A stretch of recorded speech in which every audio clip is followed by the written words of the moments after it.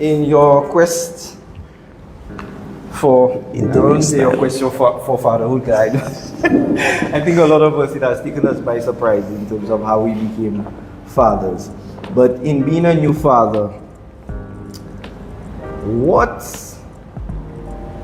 because I think some of the questions I am asking, I think you touched on it in your introduction in terms of how you felt when you became a father and stuff.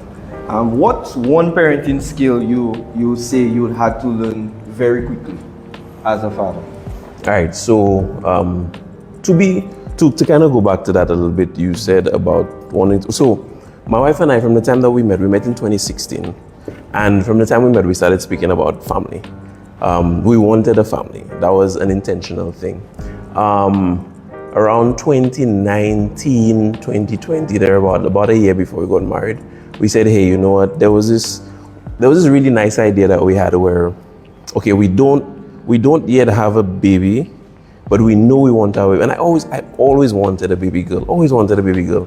So we created an email address for the baby from since years before we got married.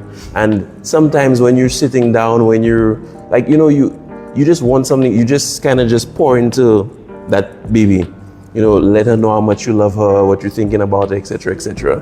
When we eventually got pregnant, I realized I don't know if it's gonna be a girl or a boy. So then I used to be sending the emails and saying, I love dad, I love you baby girl from dad. And I realized, oh crap, now after that saying I love you baby full stop from dad. One of the things that parenting has taught me is, one of the skills that I had to learn very, very quickly was how to slow down. Being single, being newly married, but mostly from the single transition, you learn to kind of just live life how you want to, bam, bam, bam. So like our brother was saying, hey, today you pick up, you go where you're going. Tomorrow you pick up, you stay, it's whatever.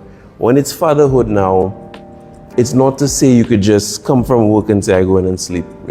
You want to actually spend time with your family, actually want to spend time with your wife, but more importantly than, your wife is your most important relationship, but equally as, less important, but for the kids, the importance of the relationship is such a different thing, because my wife is a grown woman. Whether or not I'm there, she'll be fine. But for the child, my absence or my presence in the early stages has a profound impact. So it kind of taught me how to slow down. Sometimes instead of deciding to go to do something really, really quickly, I choose to want to spend time with baby. Now, because she's very young, we don't have these cool conversations like all the other dads, and all she wants to do is just show me her toys. But I mean, it's fun. I like being a girl dad. I like when she thinks about me. Sometimes you sleep in and you just feel a little hand come and touch your face, or you feel somebody just give you a little kiss on your head, and I don't know, it comes out from nowhere and it just warms me. So slowing down was one of the things that I had to learn really, really quickly. Like, just slow it down, take your time, appreciate this child, because the time is gonna go by very, very quickly. Now, one thing I can say as a new father, one of my biggest struggles was sleep. How's the sleep, my brother? I remember somebody was saying, they want to stop saying that they want to sleep like a baby. They say, I want to sleep like my husband. Because honestly, I find so by the grace of God, I kid you guys not, from the day that we brought baby home from the hospital, she slept through the night. So we would have to wake her up, feed her, change her, and then she would go right back to sleep. Until eventually, like after a couple of weeks, somebody's like, you know what, try to see how long she goes before she wakes up. And then she started sleeping through the entire night. So by the grace of God, for the past year and 7 months, this girl has slept through the entire night. God is good. I have to say all the time too. Wow, that's nice. That's nice. So would you say that becoming a girl that has made you a lot softer, or has it made you tougher? I know it's quite a paradox, because you could actually be soft and tough. True.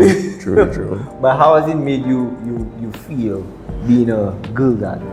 I think being a girl dad has, like I say, I believe God gives, especially daughters, I can only speak from my experience, God gives daughters to men that He really wants to refine. So I look back at my life in secondary school, A-level, the relationship that I had with women growing up, and then now having a daughter and realizing that there are men in this world that will hope to treat my daughter the way that I mistreated other people's daughters, it really gives you a newfound perspective. So I'm hoping that as she grows older, to be able to teach her what it is that she needs to look for when it comes to a man. So that, you know, when she tell me she like a boy in her class, you know, I would at least be comfortable knowing that, you know, there are things that I taught her that are important when it comes to, now, at 9, I wouldn't, you know, but at least when she's older and she's growing up, I would have the confidence knowing that I trust her decision making because of the way that I raised her. Is there a moment in your journey as a father that made you feel overwhelmed when it came to raising your daughter or just being there as a dad? So one of the things that a lot of men don't like to speak about is the pregnancy aspect. I listened to one of the fathers speak about his wife having the PCOS. They don't talk about the 7 months of bed rest. And one of the things that, as men, we don't like to say certain things. When my wife was pregnant, I was so scared. I was scared. Every week, you hear stories about people that just happen to just wake up and have a miscarriage. You hear stories of people who just wake up and at the end of the pregnancy, the baby just dies or they stop feeding the baby. And as a man, you carry that with you, but you try not to speak about it. And I remember one day my wife and I, she was about 8 months pregnant. We sat down and we had a conversation. And I told her, you know what, there's something that's just been eating at me. And I told her, you know, I find myself constantly worrying about whether or not we would actually make it to term. And she sat down and she started crying and she told me too. And she was telling me she had been feeling that for many, many months, not knowing how to express it to me, because she felt like if she had said it and it happened, it would be her fault. And it's like both of us are struggling with the same burdens. We don't want to talk about it, especially because we're men. We don't want to say that I was so scared. I was scared. You know, hearing one of the fathers talk about seeing the belly, and you know, it's nice having a belly that you get to play with for yourself. You can't go and just touch nobody else's pregnant belly. But it's nice having your own. You come home, you just rub the belly, you feel the kicks. These things, and then for me, when I got to meet her for the first time, so my wife had wanted to do, I would like to believe that many, many women, the ideal would be to have a vaginal delivery. She was not progressing, so C-section had to be done.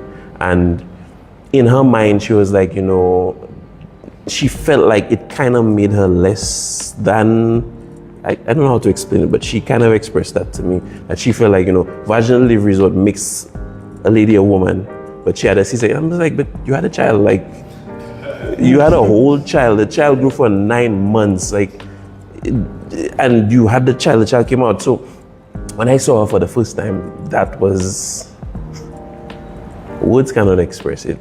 And a lot of the times when she's sleeping, I would just stand there and just look at her and be like, you know, your mom and I, we always spoke about you.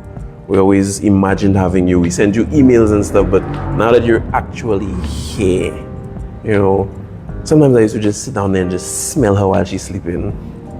Just because she, you know, the little small fingers, and you put your finger in her hand and she grabs the finger and you put her on your chest, and then words can't even express it. Like, just, I feel like almost every day, that overwhelming feeling, there's something to just experience again.